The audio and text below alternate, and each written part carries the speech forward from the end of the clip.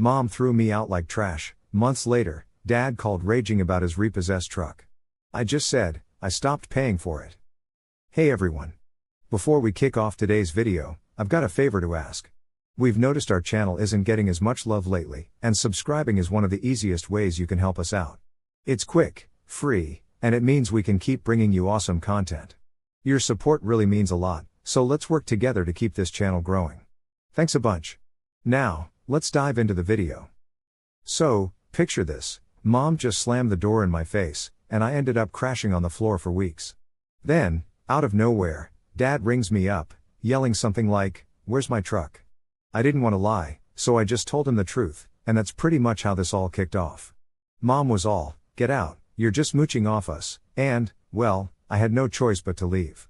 A few months down the line, Dad still hung up on his truck, asking for explanations, and let's just say my answer blew them away. Thanks for tuning in today. Before we dive into this tale, drop a comment with the city you're watching from. Okay, here goes nothing. I'm 22, standing in the living room I've known forever, and Mom's words hit hard, like a dull knife. She called me a selfish leech and told me to scram. Her face was all red, eyes wild, like I'd broken something she couldn't fix. Dad was just sitting there by his chair, quiet as ever, staring at the floor. My sister Jenna? She was leaning against the wall with that annoying smirk, and my kid brother Kyle muttered good riddance as he kicked the carpet. I've always been the odd one out, working late at the auto shop to help with the bills. You know, stuff like electricity and Wi-Fi that they just assume will always be there. The big fight started because I missed Jenna's birthday dinner, stuck doing a double shift that month to cover their internet. No one seemed to care. We've argued a lot before, but this felt different, like the end of something. Mom's words weren't just heat of the moment, they were like a door slamming shut. So, I went to my room, with the creaky bed and faded baseball posters, and packed my stuff. Just a few jeans, shirts, and my old jacket, all smelling like motor oil and laundry soap. My hands were shaking, but I kept packing. I wanted to say something, to make them see me, but my throat was all tight, so what was the use? They'd already made up their minds about me. I stepped out into the night air, which stung my face, stood by the porch light throwing shadows on the old blue mailbox we painted when I was 10, and then I heard the door lock behind me. My beat-up Chevy was parked out front, with just $200 to my name and a half-empty tank. I got in, gripping the steering wheel, feeling the weight of it all, Mom's anger, Dad's silence, Jenna's smile, Kyle's kick. I wasn't just leaving a house, I was leaving my family behind. The road was dark ahead, but I turned the key, promising myself I'd make it. The first few nights away from home were rough, barely any sleep. My buddy Mike from the auto shop let me crash on his couch, which was a lifesaver, but it wasn't home.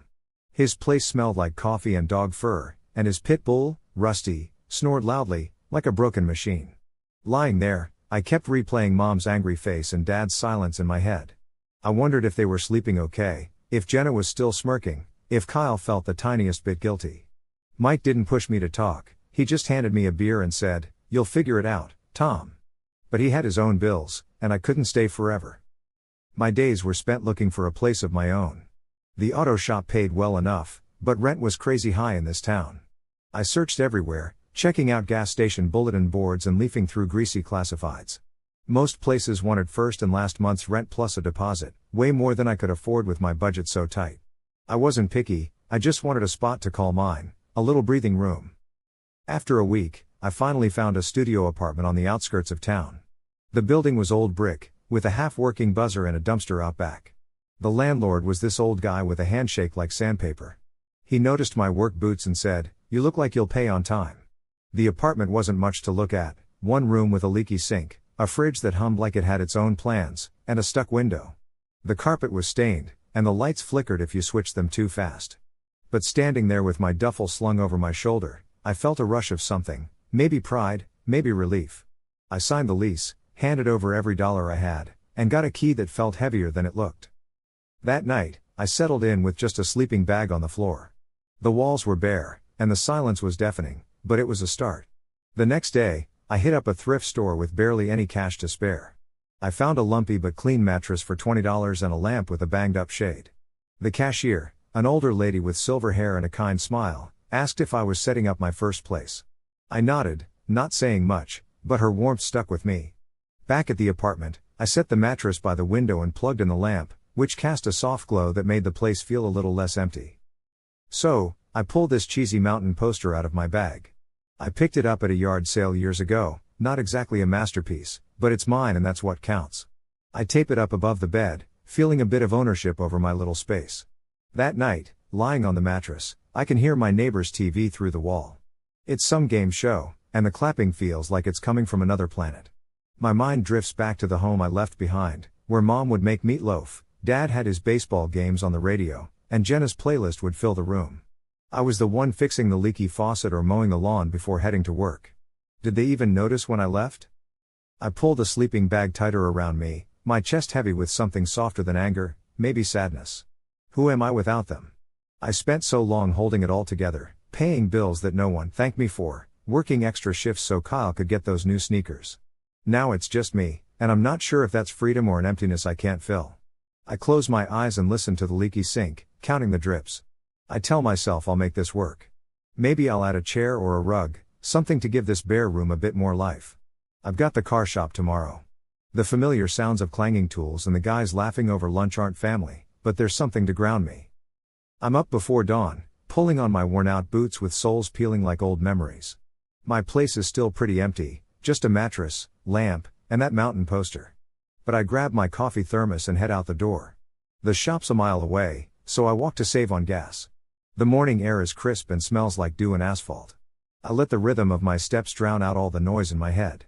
Out here, I don't think about Mom's voice or Dad's silence. At work, I'm in my zone. By 8 p.m., I'm elbow deep in a Chevy engine, trying to figure out a misfire while classic rock plays on the radio. Pete, Carlos, and Big Ray are good company. They tease me about my coffee habit but don't pry into my business. I like that.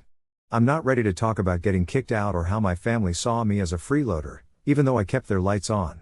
So, I focus on spark plugs, oil changes, and the satisfying click of a wrench. I work every extra shift I can find, staying late to rebuild transmissions or balance tires. The overtime is my lifeline, paying my rent and letting me buy a foldable chair and a microwave, small wins, but they mean a lot. Lunch breaks are my favorite. We sit outside on milk crates, eating deli sandwiches. Pete's always got a story from his wild trucking days, and Carlos laughs so hard he chokes on his soda. I join in with the laughs but keep my own stories to myself. I don't talk about eating dinner with Kyle, joking about superhero movies, or tinkering with Dad's old radio in the garage. Those memories feel like they belong to someone else. But the guys' chatter fills a void and makes me feel like I fit in, even if only for a little while. Then one evening, as I'm closing up the shop, my phone buzzes. It's Kyle. My stomach tightens. I haven't heard from him since that night. His message is short and to the point, real nice, Tom, bailing on us and still owing Jenna for that phone bill. Low, even for you. I stare at the screen, the words blurring in my eyes. I had paid that $120 bill last year after Jenna swore she'd pay me back. She never did. Now Kyle's turning it around, painting me as the deadbeat. My thumb hovers above the keyboard, itching to text back and remind him how I covered their Wi-Fi and groceries for years. But I stop. What's the point? They've already made up their minds about me. I shove the phone into my pocket and walk home. The journey feels longer than usual, the street lights flickering, casting shadows on the cracked sidewalk. There's a feeling in my chest, more than just anger, it's deeper, like a bruise you didn't know was there until you pressed it. I get home, drop onto the mattress, and the springs creak under me. I can hear the neighbor's TV, some cooking show, through the wall. I pull out my phone again, reread Kyle's text, and part of me wants to call him and ask why he's doing this. But I know it won't change anything, so I put the phone down and lose myself in the details of my mountain poster. So, picture this, I'm in my tiny apartment's kitchen, which is basically just a piece of formica pretending to be a counter. The peaks of my exhausted mind are barely twinkling under the dim lamp. It's not just work that's got me beat, it's this heavy, indescribable weight I feel. But hey, I keep telling myself there's always tomorrow, a chance to start fresh and create something new. I close my eyes, and the buzz of the microwave kind of comforts me. It's a small thought, but it's all I've got right now. I'm sipping on instant coffee, going through my phone, and realize my bank account is bleeding money. It's Sunday, the shop's closed, rent's covered, and my pantry is full of ramen and canned soup, but somehow, the math isn't adding up. I've been careful, skipping late-night diner trips with friends and buying only what I need, so why on earth is my balance shrinking every month? I scroll through my bank statements, smudging the screen with my thumb, and there it is, a $180 deduction for Dad's truck loan. It hits me like a ton of bricks. I've been covering this since I was 19 because he promised it was temporary. He never mentioned it again, and I just kept on paying. I put my phone down, looking at the cold coffee and listening to the fridge's hum. Memories flood back of my first paycheck, feeling proud to help my family. Dad's response was always a simple "good job, Tom," and I never questioned it, just like I didn't question paying for their Wi-Fi or my brother Kyle's phone plan. It was just what you did for family, right? But now, sitting here, it hits me how much I've let them lean on me while I faded into the background, like an overused tire. I throw on my jacket and head to the bank, my legs moving faster than my racing mind. I cancel the truck payment, and Doris, the teller, asks if I'm sure. Her glasses are slipping down her nose, and I nod, keeping my voice steady. Yeah, I'm done. Walking back, the air's heavy with coming rain, but I feel lighter, like shedding a coat I didn't know I was wearing. Still, doubt nags at me. What if Dad can't cover the payment? What if they lose the truck?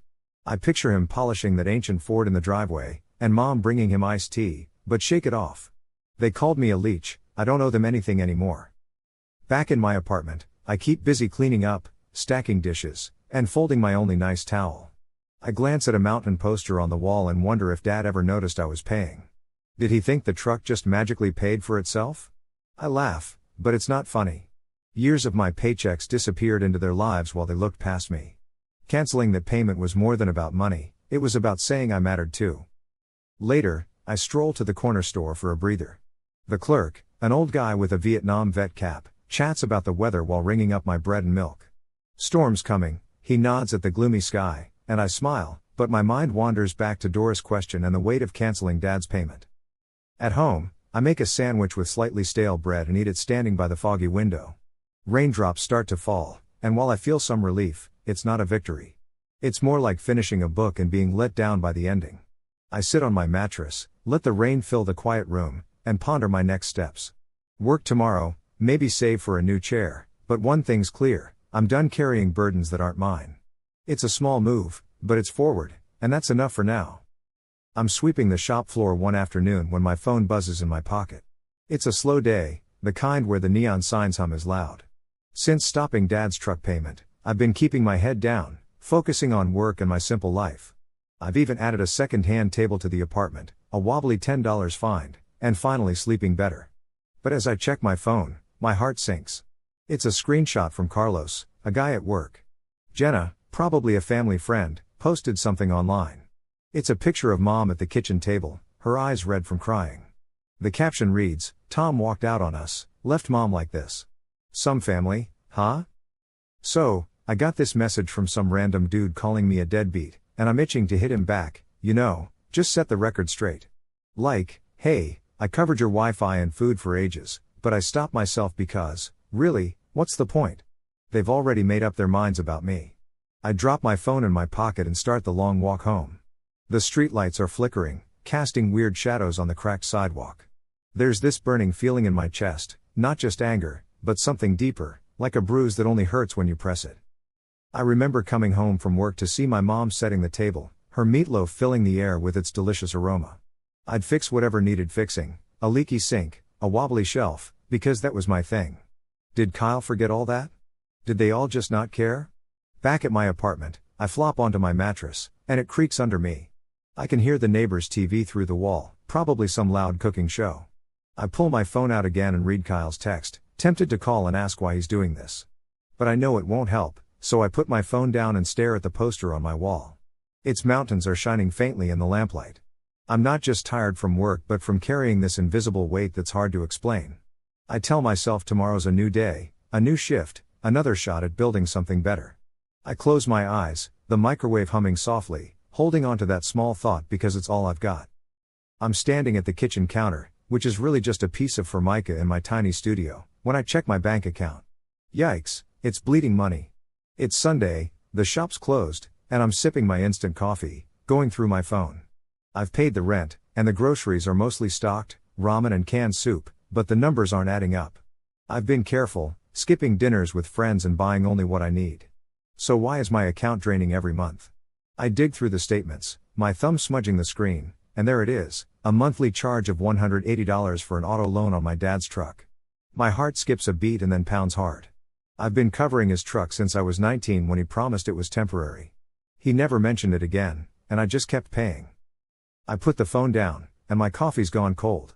The apartment's quiet except for the fridge's hum and a distant car horn. I remember the pride of handing over cash from my first paycheck, and my dad just said, "Good job, Tom." That was enough. I didn't question things. Paying for their Wi-Fi or Kyle's phone plan was just what you did for family, right? But now, sitting here, it's all painfully clear. They leaned on me, and I let them, almost invisible like an old tire. Grabbing my jacket, I head to the bank, my legs moving faster than my head. I cancel that payment, and the teller, a woman named Doris, smiles kindly, asking, "You sure?" as her glasses slip down her nose. I nod, trying to keep my voice steady. "Yeah, I'm done." Walking back, the air's heavy with the threat of rain, but I feel lighter, like I've shrugged off a coat I didn't know I was wearing. But there's this nagging doubt: what if Dad can't manage without it? What if they lose the truck? I picture him polishing that old Ford like it's his pride and joy, with Mom bringing him iced tea on hot days. I shake it off and kick a pebble down the street. They called me a leech, kicked me out, I don't owe them anything anymore. Yet still, the thought lingers, like grease under your nails. It's hard to get rid of. Back at the apartment, I keep busy, cleaning up, stacking dishes, folding my one nice towel. I glance at the mountain poster. Its sharp peaks against a fake sunset make me wonder if Dad even knew I was paying. Did he think the truck just paid for itself? I snort, but it's not funny. Years of my earnings vanished into their life while they seemed to look right past me. Canceling that payment wasn't just about money, it was drawing a line, saying that I matter too. Later, I hit the corner store, needing some air. The clerk, an older guy in a Vietnam vet cap, chats about the weather while ringing up my bread and milk. "Storm's coming," he adds, nodding to the gloomy sky. I smile, but my mind's elsewhere, replaying Doris's question and the weight of that cancelled payment. Back home, I make a sandwich with slightly stale bread and eat it standing by the window, watching the rain streak down the glass. I feel that bruise in my chest again, not anger, but something raw and gentler. I'm free of their burden, but it's not a victory, it's. So, I just wrapped up reading this book that I'll probably never pick up again. The ending was totally not what I was expecting, you know? I'm just chilling on my bed now, with the lamp casting funny shadows on the wall while the rain taps away outside. It's this calm, almost eerie silence. I'm not sure what's next for me. I've got work tomorrow, and maybe, if I save enough, I can get myself a new chair. But what I do know is that I'm done carrying burdens that aren't mine. It's a small step forward, but it's a step in the right direction. At the shop, I'm sweeping the floor. The broom makes this raspy sound against the concrete, and my phone buzzes in my pocket. It's a slow afternoon, the kind where you can hear the neon sign humming outside. I've been keeping a low profile since I stopped paying off Dad's truck and have been focusing on my work and building this modest life. My apartment's got this second-hand table that's kinda wobbly, but hey, it was only $10. I've been sleeping well, even getting used to the dripping sink. But then my phone buzzes, and my heart sinks. Carlos, one of the guys at work, sent me a screenshot. Jenna, my sister, has posted this photo of Mom online. Her eyes are all red, sitting at the kitchen table where we used to eat. The caption says, "Tom walked out on us, left Mom like this." Some family, huh? What follows is a stream of comments from strangers calling me all sorts of names, a deadbeat, selfish, worse. My hands get clammy, and I lean the broom against the wall, alone in the shop with just the lingering smell of oil and rubber. I read through the comments, each one is like a jab. Jenna's painted this picture of me as the bad guy, just walking away without a second thought, conveniently leaving out how I paid their bills and patched their leaks. Mom yelling at me until I left? Not mentioned. The comments hurt. People who don't know me are passing judgment, words sharp and careless. "What a loser," says one. "His poor mom," adds another, complete with a crying emoji. I want to reply, to set the record straight, but I can't find the words. What could I say that wouldn't make me sound desperate for their belief? I ditch the phone and step outside. The air is warm and heavy. The parking lot's quiet, just a stray cat scuttling by. I sit on the curb, elbows resting on my knees, trying to breathe through it all. It's not just Jenna's post, it's the whole weight of feeling erased, turned into someone I'm not. I think of Mom's table, the one I sanded down when I was 16, the way we laughed at her lumpy mashed potatoes. Was she crying for real, or was it just for Jenna's camera? It twists something inside me, not anger, but this hollow ache. Back inside, I'm struggling to focus. Pete notices and asks if I'm okay, but I just shrug and say, rough day. He gets it and doesn't push, which I appreciate. Later, I clock out and head to the back lot of the shop. I've been tinkering with this old motorcycle, a beat-up Yamaha I picked up for cheap. It's a wreck, rusted frame, engine that coughs more than it revs, but it's mine to fix. I grab a wrench and get to work on the carburetor. The metal's cool in my hands, and every little adjustment feels like something I can actually control. The shop radio plays softly, some old country tune about losing and moving on. It sets the mood. This bike might be a mess, but it's honest, no tangled lies here. I work until the sun sets, the sky all purples and reds. My hands are greasy, but the engine's starting to sputter to life, a small victory, but a victory nonetheless. I wipe my brow, thinking about Jenna's post, about Mom, about those comments. Yeah, they sting, but they don't tell the whole story. I think of my tiny apartment, the table, the lamp's dim glow. It's not much, but it's mine, built by my own hands. I don't need their version of me. On my way home, I swing by the corner store. The buzz of the lights is familiar, and the old vet at the register tips his cap as I grab a Coke. You look like you're carrying the world, he says with a knowing smile. I manage a chuckle, replying, just a piece of it. Back in my room, I sit on my bed while the neighbor's TV blares some game show. I'm not checking my phone again tonight. Jenna's post can just sit there. I'm tired, not of the work, but of their weight and the lies. As I lay back, I can't stop thinking about that bike. I feel a spark of something, hope, maybe, or just plain stubbornness. I'll keep at it, one bolt at a time. While I'm washing oil off my hands in the shop sink, my phone buzzes again. It's Dad, and I haven't seen his name pop up since I left. My heart races. I dry my hands and step into the break room for some quiet. His voice is rough, like he's been chewing on gravel. Tom, he says, why was my truck repossessed? No hello, no how are you, just that heavy, loaded question. The wrench slipped from my hand, and I leaned against the vending machine, letting its quiet hum calm me down. I took a deep breath and said, I stopped paying for it, keeping my voice steady even though my stomach was in knots. Dad, you kicked me out. I don't owe you that anymore. There was a long pause, and I could hear a dog barking on his end, probably the neighbor's mutt. I imagined him standing in the kitchen next to the fridge with the chipped handle I fixed last year. You can't just do that, he said, his voice rising. That's my truck, Tom. I closed my eyes, surrounded by the smells of burnt coffee and engine oil in the break room. I could have shouted back that I'd been paying for years and he never noticed, but instead, I kept my cool. I've been covering it since I was 19, and you never thanked me. I'm done with that. His words came out in a sputter, like he couldn't believe what I was saying. That's not how family works, he shot back, like I'd broken some unspoken rule. I almost laughed, but it caught in my throat, sharp and bitter. Family, I thought, wasn't what they thought it was. I thought about Jenna's post, Kyle's message, and Mom's scream. My studio, my beat-up table, and the motorcycle I was working on, that was my world now. Maybe not, I replied, but I'm doing what I need to do. My hands were steady on the phone, and something clicked into place inside me. Dad tried again, sounding lost and softer, you're making this hard, son. That word stung, not because I wanted it, but because it felt empty, like a worn-out tire. I glanced at the break room clock, it was getting late, and I had to wash dishes at home and work on a carburetor tomorrow. I've got to go, I said, not harshly. As he started to reply, I hung up. The silence after was louder than anything he could have said. I stepped outside into the shop's lot, dusk's gray light washing over everything. A breeze brought the fresh smell of cut grass, and I stood there, phone in pocket, feeling raw but solid. Dad's call shook me, sure, but it didn't break me. I wasn't the kid who paid to be needed anymore. Walking home, the sidewalk felt familiar under my feet, and I knew I meant every word I'd said. Still catching my breath, my phone buzzed again. Mom's name flashed on the screen like a warning light. I paused, thumb hovering, and finally answered. Her voice came through, ragged. Tom, how could you do this to us? That truck was your dad's lifeline. I kept walking, boots scuffing the sidewalk, street lights flickering on. I let her talk. After years of covering their bills, what did I get in return? You're tearing us apart, she said. I heard Jenna in the background, adding her 2 cents, Tom, you're so heartless. Kyle was there too, silent as if holding his breath. I stopped by a corner store, leaning against the brick wall with my phone at my ear. I could have yelled back, laid out every dollar spent, every late night in the shop so they could have cable, groceries, and Jenna's phone. But I didn't. My voice was calm, like when I talked to customers.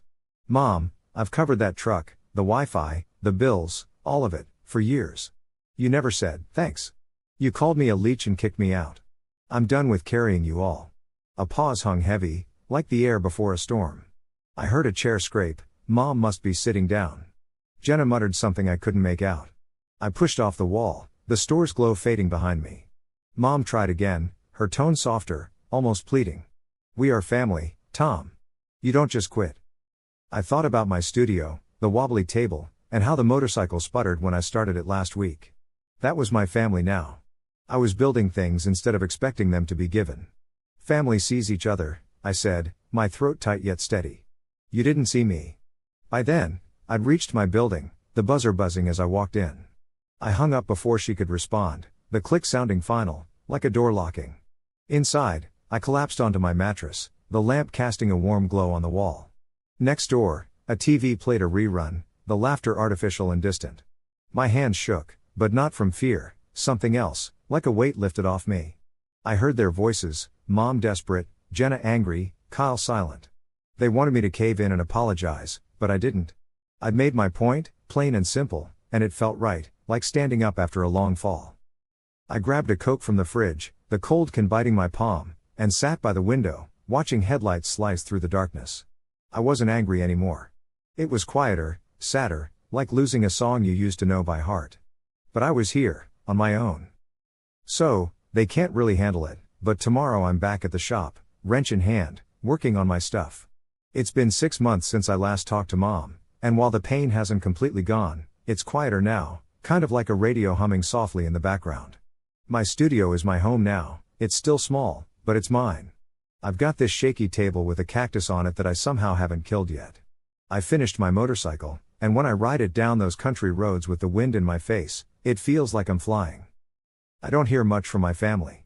Dad sent me a text once hinting that we'd chat soon, but I just let it slide.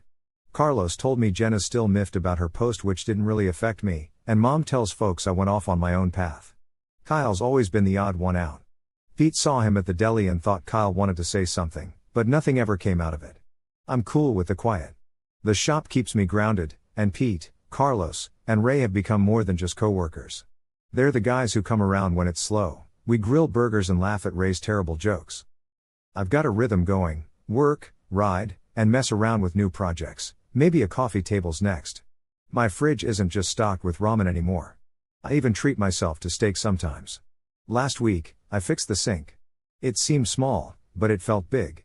I'm not rich, but I'm steady, building a life that fits me, not them. Nights are when I think the most. I sit by the window, the lamp on, the neighbor's TV playing late night shows. I picture Mom's kitchen, that worn table, and Dad's crackling radio. I wonder if they miss me or if I'm just another story they tell.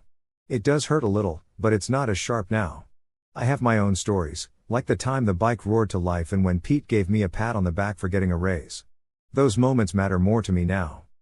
I've realized that family isn't just about blood, it's about who sticks around and sees the real you. I spent years trying to earn their admiration, thinking money could do it. I was wrong.